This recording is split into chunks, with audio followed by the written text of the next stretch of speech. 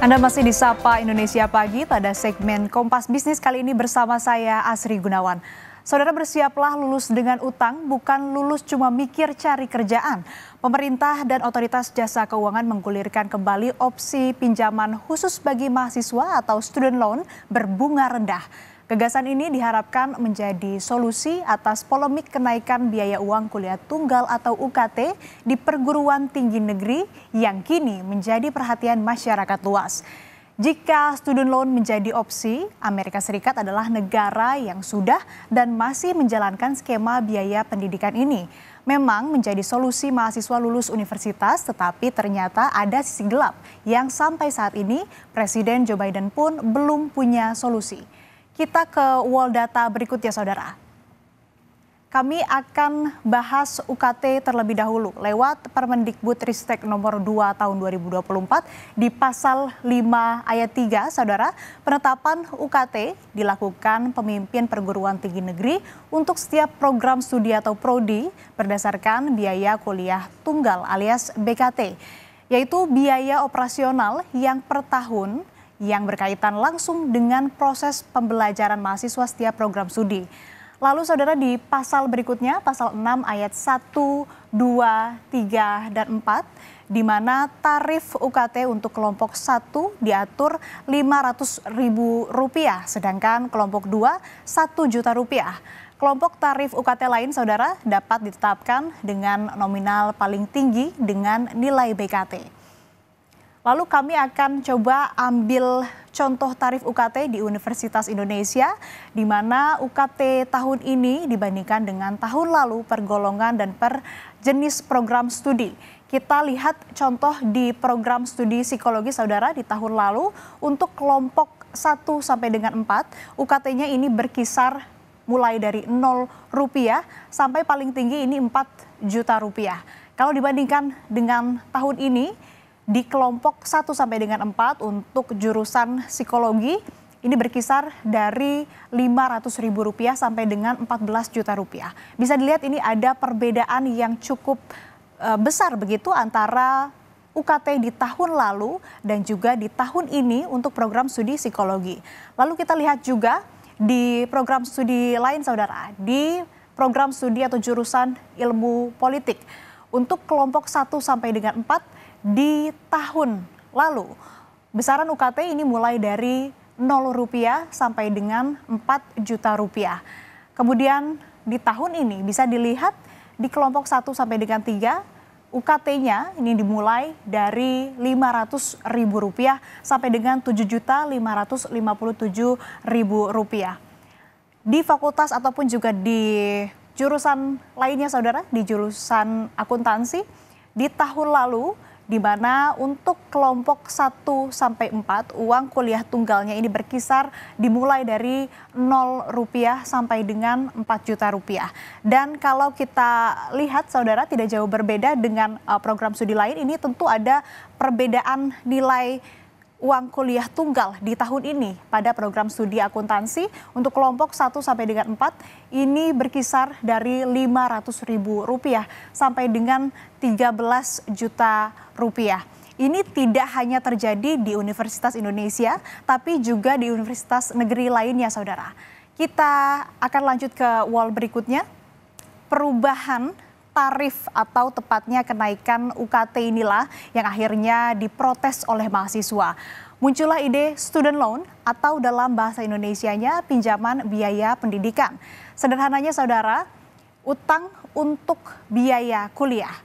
Kami kutip dari Kompas ID yang bersumber dari kajian Semeru.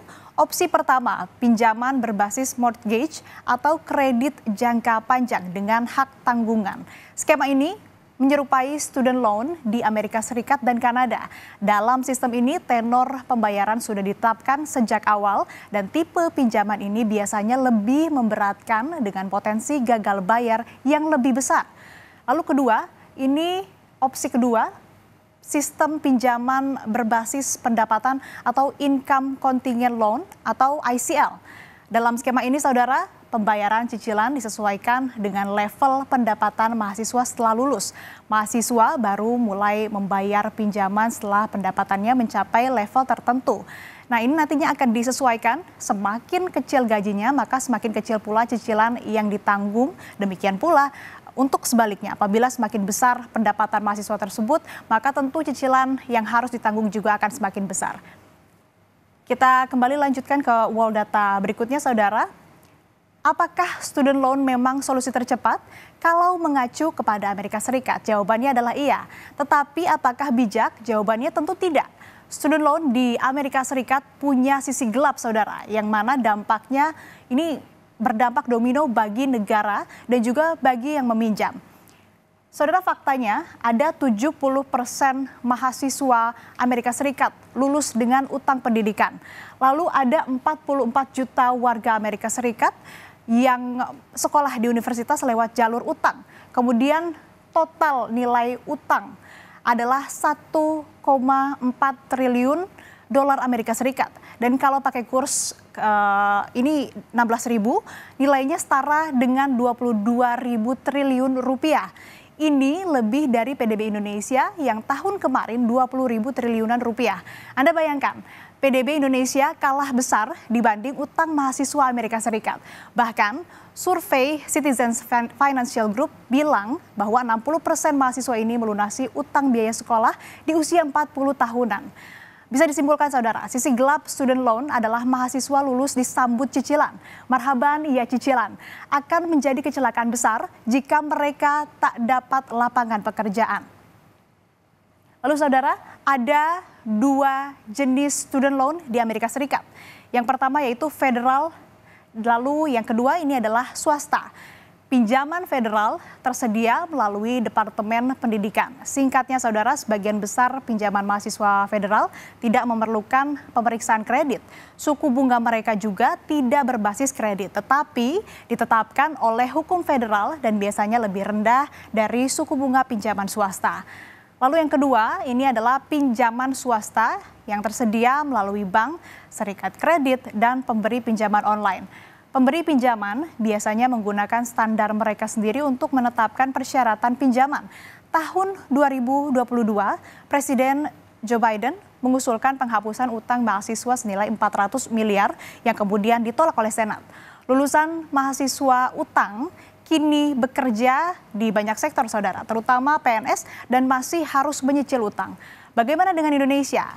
Ternyata skema yang mirip pernah dijalankan tahun 80-an. Mengutip laporan khusus oleh Lembaga Penelitian Ekonomi dan Masyarakat Fakultas Ekonomi dan Bisnis Universitas Indonesia pada tahun 1982 di bawah pemerintahan Orde Baru, pinjaman serupa ini pernah berlaku dalam bentuk kredit mahasiswa Indonesia. Hasilnya adalah kredit macet dan buruknya pengelolaan utang. Itu dia kebimbangan mencari solusi mahalnya UKT, saudara. Mulai dari tadi ada beberapa opsi yang ditawarkan begitu, kemudian juga sisi gelapnya dari student loan untuk membayar UKT yang mahal dan masih menjadi permasalahan itu sendiri.